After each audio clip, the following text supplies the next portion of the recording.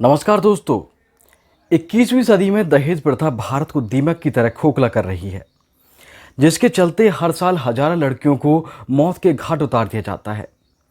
होता क्या है कि लड़कियों की शादी में एक पिता अपनी जिंदगी भर की पूंजी लगा देता है ताकि उसकी बेटी को सासरे में प्यार और खुशियां मिले, लेकिन उसके बाद भी कुछ लड़कियों को सासरे में सास, ससुर और पति के ताने सुनने को मिलते हैं।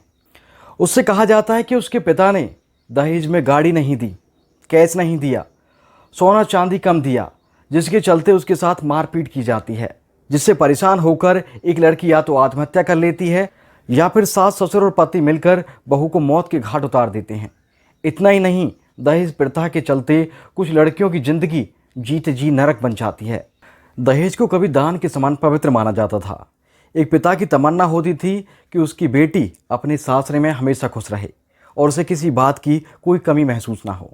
बस यही भावना रखते हुए एक पिता अपनी बेटी को शादी के समय कुछ सामान नकदी दहेज के रूप में देता था, लेकिन तब कोई दहेज की मांग नहीं करता था।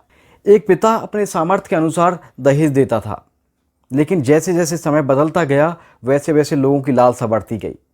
वो दहेज को अपना अधिकार समझने लगे और अलग अलग सामान की मांग करने लगे, जिससे धीरे धीरे दहेज प्रथा ने एक विकराल रूप ले लिया। आज इस प्रथा के चलते लड़की के जन्म होने पर माता पिता को उसकी शादी की चिंता सताने लगती है। वह सोचने लगते हैं कि बेटी के दहेज के लिए अभी से कुछ ना कुछ जोड़ना शुरू करें ताकि बेटी की शादी में कोई कमी ना रहे। वहीं बेटे के जन्म होने पर ढोल बजाकर खुशियां मनाई जाती है। दहेज प्रथा के चलते ही लड़के और लड़कियों में फ़र्क किया जाता है। दहेज प्रथा के चलते गरीब माँ बाप तो बेटी को जन्म देना ही नहीं चाहते, और अगर जन्म देते हैं तो अपनी लाचारी की वजह से या तो खुद आत्महत्या कर लेते हैं या अपनी बेटी को किसी गलत हाथ में सौंप देते हैं, जिसकी वजह से उस लड़की का जीते जी पूरा जीवन नरक बन जाता है। दहेज हमारे समाज में एक घातक बीमारी है। चंद पैसों की वजह से एक लड़की की जान तक चली जाती है और कितने परिवार दहेज की मांग को पूरा करते हुए उजड़ जाते हैं। दोस्तों, कोई भी परंपरा खुद में अच्छी या बुरी नहीं होती, बल्कि उसके बारे में हमारी सोच या अपने अनुसार उस परंपरा को तोड़ना मरोड़ना उस परंपरा को अच्छा या बुरा बनाता है।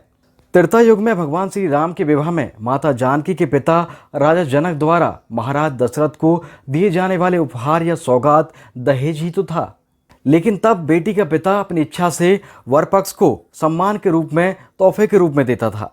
बात यहाँ तक दहेज प्रथा को रोकने की है तो ये सिर्फ समाज के पढ़े लिखे होने या उसके नौकरी पेशा होने से नहीं जाएगी, बल्कि ज़रूरी ये है कि वो वह ज्ञान, वह समझ को समझें जो इस दहेज प्रथा के खिलाफ हो।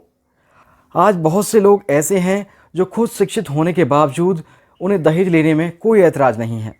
दूसरे शब्दों में हम कहें तो एक धंधा बन चुका है जिसमें लड़कों की बोली लगाई जाती है। किसी का बेटा डॉक्टर हो तो उसकी मांग कुछ और होती है, किसी का बेटा सरकारी नौकरी पर हो तो उसकी फरमाइशें कुछ और होंगी।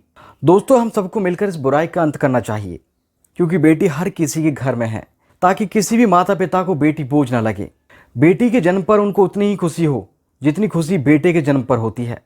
ये बदलाव तब आएगा जब लड़का खुद अपनी शादी में दहेज लेने से मना कर देगा और लड़की इतनी समझदार हो जाए कि लड़का चाहे कितना भी खानदानी हो और अच्छा कमाता हो, अगर वो दहेज की सहमति देता है तो उस रिश्ते से मना कर दे। हमें आज से ही सबसे पहले अपने घर से इसकी शुरुआत करनी होगी, जिससे इस प्रथा का अंत हो सके।